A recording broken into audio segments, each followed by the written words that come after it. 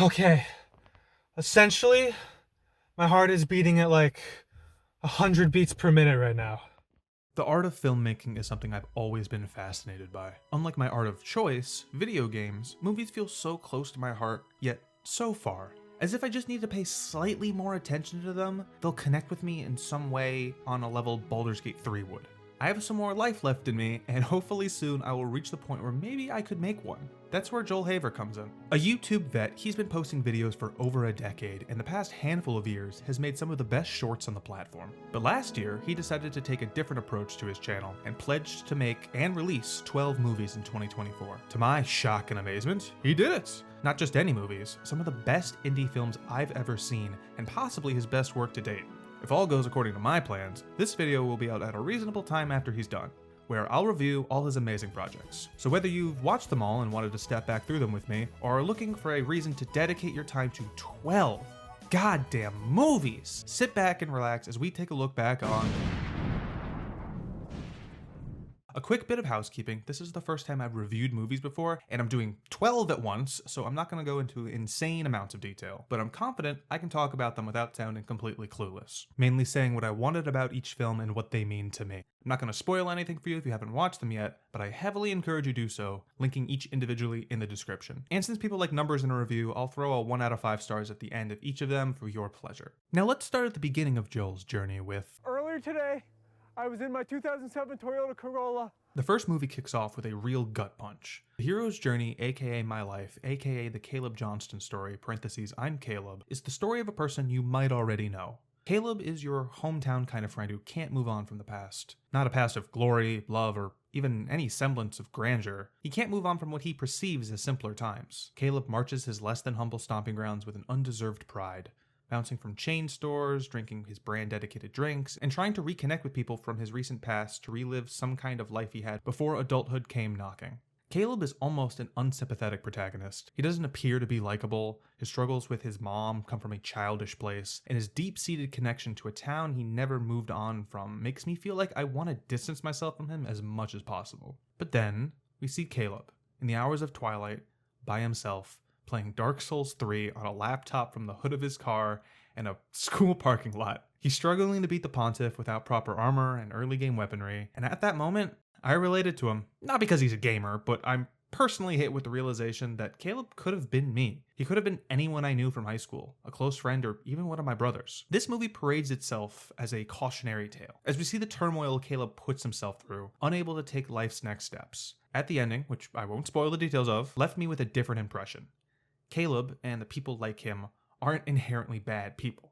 They might be doing life wrong by our preconceived notions, but ultimately are only hurting themselves. Everywhere has hundreds of Calebs like our titular man. Maybe they've always been there, or perhaps it's the fault of capitalism run wild. But there's nothing inherently wrong with these people, and I only wish the best for them. Watching Caleb bumble his way around town and through conversations is an amazing character study that Joel Haver and his excellent performance portrays. This one hit closer for me than expected is all. Whether you wake up one day as Caleb, or fall as far as a Christian, any one of us has the capacity to slip into a comforting yet prison-like state of mind. But it takes good friends, family, and force of will to change how you walk through it all. And that's inspiring. You are looking so beautiful. It's great to meet you from Hinge.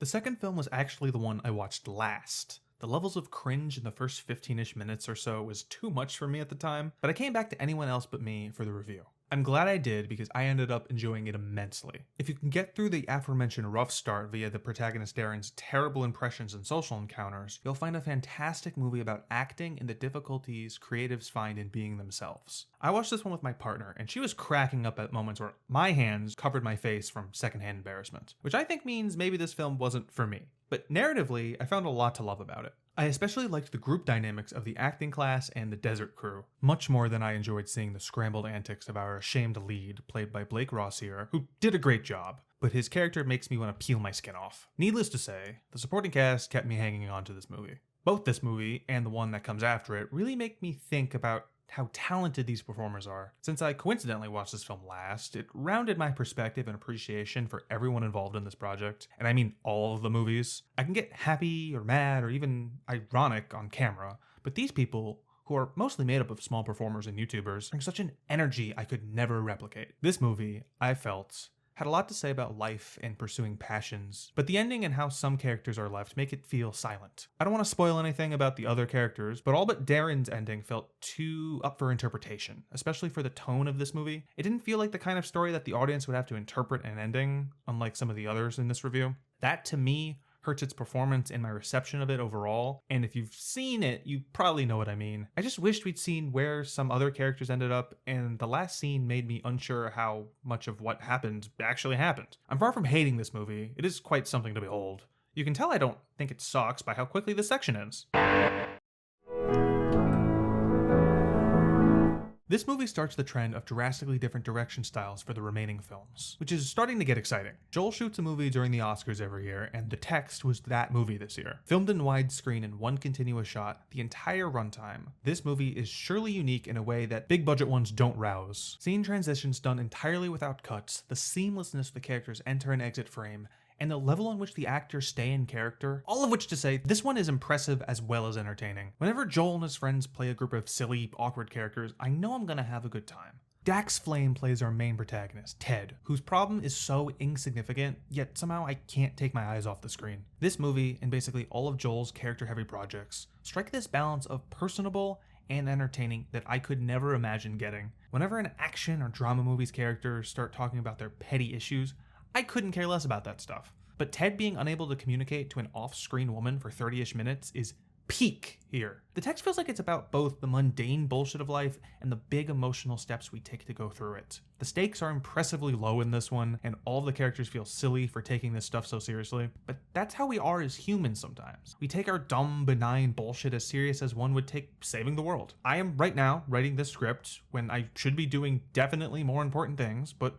I need to get this done, so here I am typing away, and here I am recording this audio, and here I am editing this audio. We decide what gets our attention. My only critique is that if they had another night to film, I think more could have been extracted from this concept. But nevertheless, screw the Oscars. Hello, my beautiful creatures. Happy Monday. Hello, my beautiful creatures, as of writing this, has 192,000 views. That is not nearly enough. That number should be multiplied by 12 and then doubled every year for the next decade. I cannot stress enough how layered and magnificent this film is. It is one of those films that should expect 100 video essays about it, dissecting it from every angle plus artistic and social lens. But it won't be, which devastates me. I remember how I felt when I finished it for the first time. It was like seeing a movie after being isolated for a decade would make me feel. And I know it sounds like I'm exaggerating, and I am, but only slightly. The premise is as simple as, what if Toy Story was a little more realistic, but taken to an extreme I can only describe as awe-inspiring. One commenter put it best by saying, "The fact that this is just free on YouTube like this." Although the grammar hurts me, this is now how I feel about all of these movies, but especially Hello, My Beautiful Creatures. In fact, I'm gonna give Joel money right now because I don't feel like my video glazing his work is doing enough justice.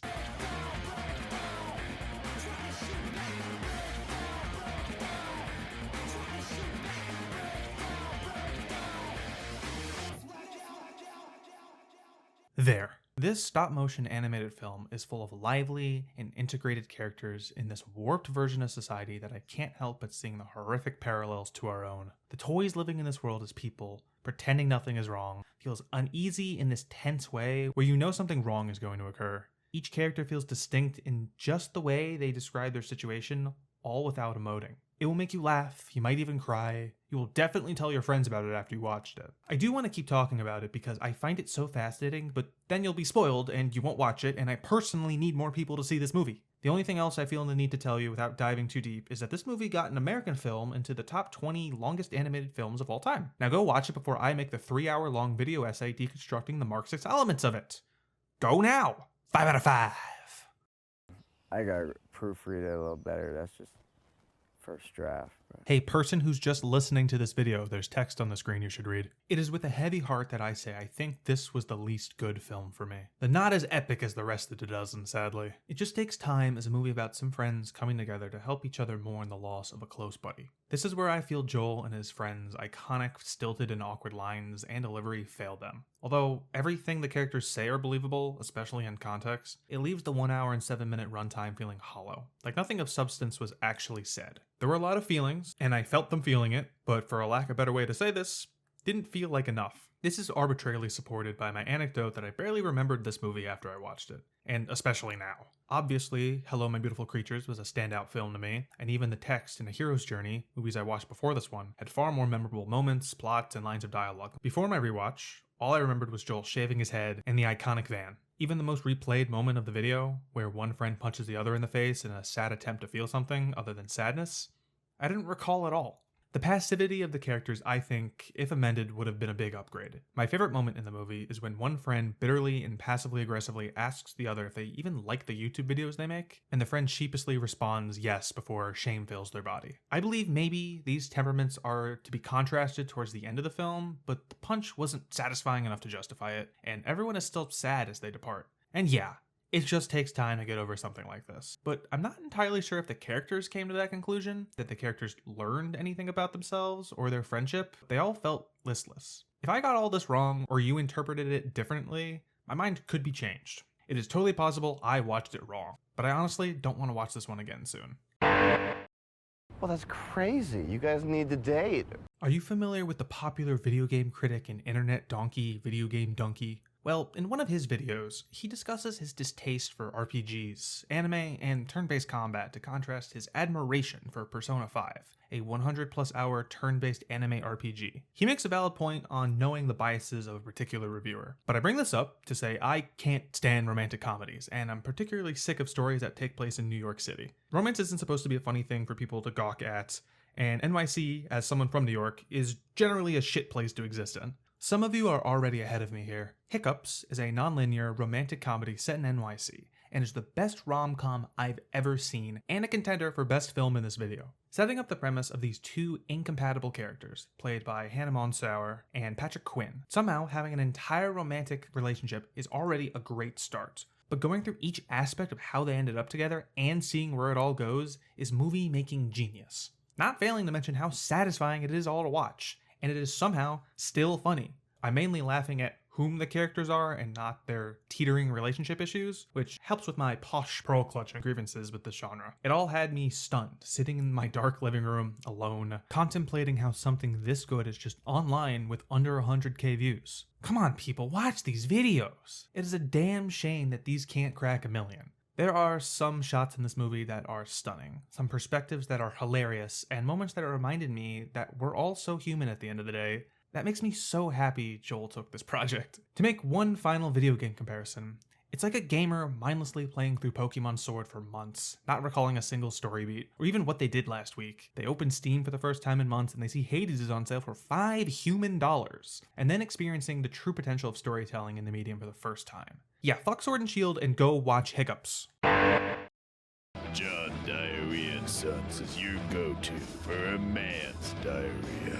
The Duty Bros Save the Day is the big situational comedy of the bunch, and boy does it deliver.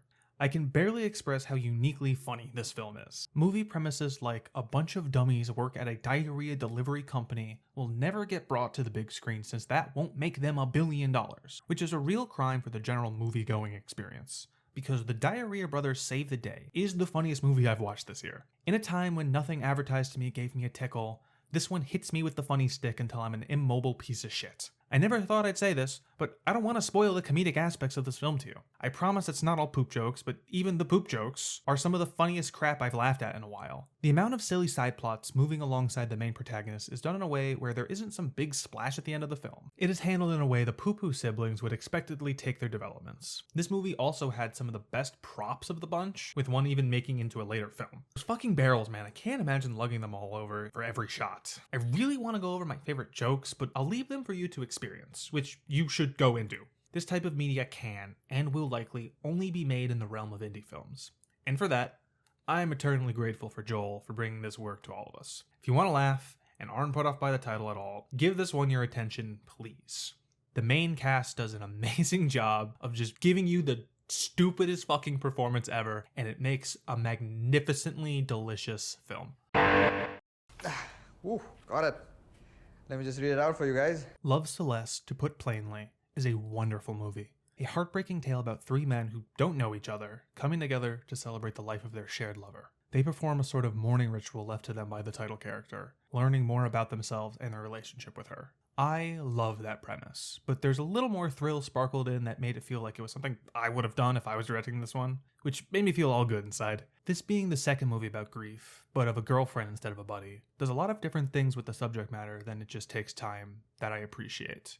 One of which being the use of silence. This movie doesn't have characters who lack anything to say, yet some scenes will fade out of the dialogue, or diegetically there won't be any talking for a while. Between the silence and the bickering, I felt the grief much differently than it just takes time in that way. There, I wasn't sure what was going on in those characters' minds, but here I knew what they were dreading at every point in the film. The setting also played a large part in my enjoyment. I mean, I think Dubai is a scheme paraded as a country, and I'd never be caught dead in the desert again, but it added a lot to the work. Primarily bouncing between their nice Airbnb and the desert scenes, I think shows the hostility of the region, and also plays well into the hot and cold of intensities between reading the letters that Celeste leaves them. The comfort her memories leave, contrasted between reading the reality of her departure, is highlighted by this choice in setting. Daniel Lutz and Zayd Aftab, along with Joel, play such convincing people in this film. I don't think each of the characters got an equal amount of development time, and the ending was a little too vague for my personal tastes, but tonally, one of the best somber movies of the project. If you need a good cry, or don't know how to feel and have 90 minutes free, then pop this one on for an incredible experience.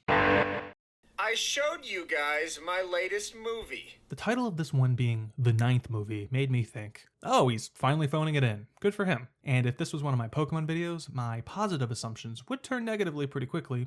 But nope. This is a video about bangers, and this movie hits such a spot in my brain that I love. This is the first movie in the Pantheon where Joel is canonically making these films. Here, it utilizes this fact the best and most satisfying ways compared to the remaining ones. It blends that socially uneasy and stiff dialogue exchange Joel and his friends are known for, but in a goal-oriented and ridiculous way that is a joy to watch unfold. Especially if you're someone who's watched all or most of the films so far. I don't want to give too much away, but Joel traps a bunch of his friends in a house for a weekend and forced them to make a movie to prove it isn't so easy. And if you've watched it, but for some reason haven't finished it, the ending is the dumbest and most hilarious ending out of all of the films. It's insane to even say that I won't spoil this kind of movie compared to the rest, but trust me, you want to experience this one as raw as possible. I also want to mention the size of the cast not going to waste. Everyone does a great job at feeling distinct from one another for 10 plus people / characters. I don't know who they are, and Trent. It feels like one of those dystopian death or puzzle game movies, but in an indie style, emblematic of Joel's approach to storytelling that hits so right. Yet the general premise is so simple. I wouldn't be surprised if it started that way and got crazier as it was being filmed. Actually, I wouldn't be surprised if the premise came first and they just improved the entire rest of the plot and made the fun where it showed itself. For someone who has to write everything down that isn't a live stream before posting, I couldn't imagine such a process. But this man is a bloody pro. A fantastic ninth movie if I've ever seen one. Awesome, thank you. A little film about friendship is something I think is symbolic of simpler kinds of movies and even videos online. The title gives it all away. Joel Haver and Trent Lenkarski playing themselves, go on a little trip together from start to finish, talking about stuff lifelong friends would. They'll invoke feelings of watching a vlogger you like walk around a familiar city, or even you talking to your friend around a campfire back in town for the holidays. There's very little pizzazz or design in the story itself, but it isn't that kind of movie that needs it. It is shot beautifully, executed masterfully, and most of all, a joyous film. Basically, every top comment under the video is people saying how happy this film made them. This might be the case in a more sentimental way to some, as this movie dropped on Christmas Day. Whether intentional or not, people who didn't have anyone to spend the day with were able to see this and bring them some comfort, which is precious, and something I think all artists wish they could do. I'm glad this movie was there for so many people, either missing their friends or who needed a reminder that they were there. Although this might not be the best movie plot or spectacle-wise, I'm incapable of saying anything bad about it at this time. This narrative of adult friendship in a modern sense really touched me, and clearly a lot of others. Hopefully, it'll do the same for you.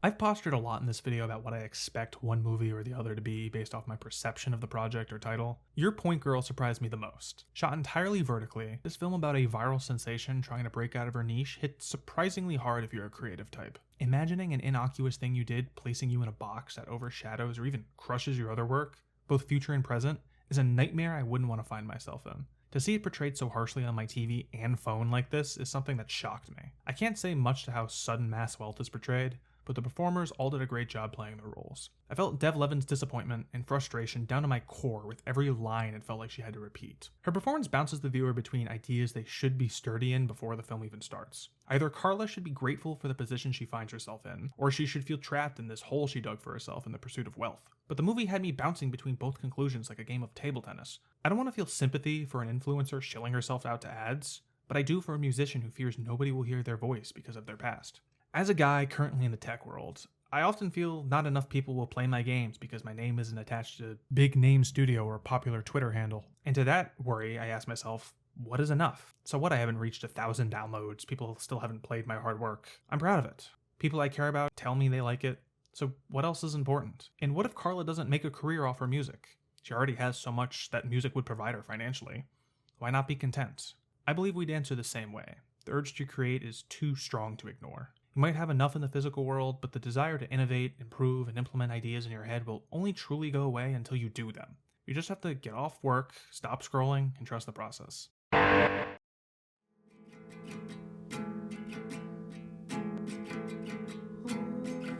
At last, we've come to the final film. Something I bet Joel was saying as he began editing it. Coming Home feels the most like the movie that someone would make if they had just spent 11 months making 11 movies. Which is not a diss. A documentary with 2 characters, the location is a semi-comfortable place, and little direction is needed for the film to move forward. It stays small in scope and low in stakes, which I thought was going to hurt the doc coming off the past 2 movies that felt similar but with more engaging premises. And I think that is kind of right. At first, I thought it was a bad thing, like it only felt watchable in the context of the past year of films and Joel's life as a microcosm of an adult filmmaker. Although I feel slightly correct in this assessment, one scene shifted my thinking a little deeper. It's when Joel and his mom go to her old school in Canada. At the start of the scene, my eyes widened, and I was reminded of Caleb, aka Caleb Johnston. Coming Home is about Joel Haver connecting with his mom and being grateful of his year's accomplishments, as he should be. But it also serves as an amazing foil to the first film of the year. Joel is content, excited for what's next, and loved by his family and the people he worked with.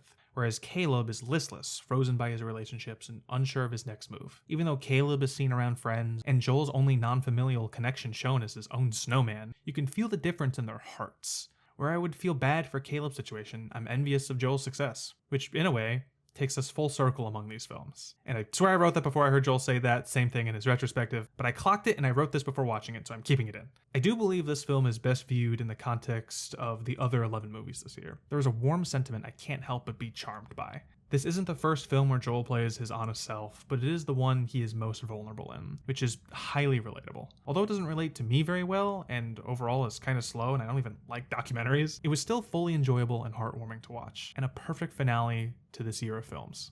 I don't think you need me to summarize again that I loved how this experiment turned out. To Joel and all his friends who helped him make these, you are all awesome. I loved catching these throughout the year. They were super amazing to watch and brought me a lot of comfort. There were a lot of moments in 2024, primarily in the summer, where I was super down on myself. I think I only saw 2 movies in theaters last year, so these coming out every month or so made up for that and improved my mood where no other film did. So thank you. I also feel inspired to make my own feature. And that is not freaking happening. I knew 2025 was going to be a crapshoot, but I did not think it was going to be this bad. If I want any job prospects in the future, I think I need to keep focusing on my video games, which, by the way, did you like those backgrounds? They're for my Game Boy game I'm working on. You can play it free. There's a link in the description. It's a Game Boy game. Go play my game. Hey, go check out. Hopefully I got this out in a timely manner. I wanted to start early when I had the idea around the 9th movie, but got distracted and started too late. Shout out to Nick Perrin for beating me to the punch, as well as anyone else who did it while I was editing this. Let me know how I did in the comments below. Tell me what your favorite Joel movie was. You can subscribe for more videos I feel like making, check out my games on itch, or follow me on Blue Sky for the little stuff. Fucking trick you!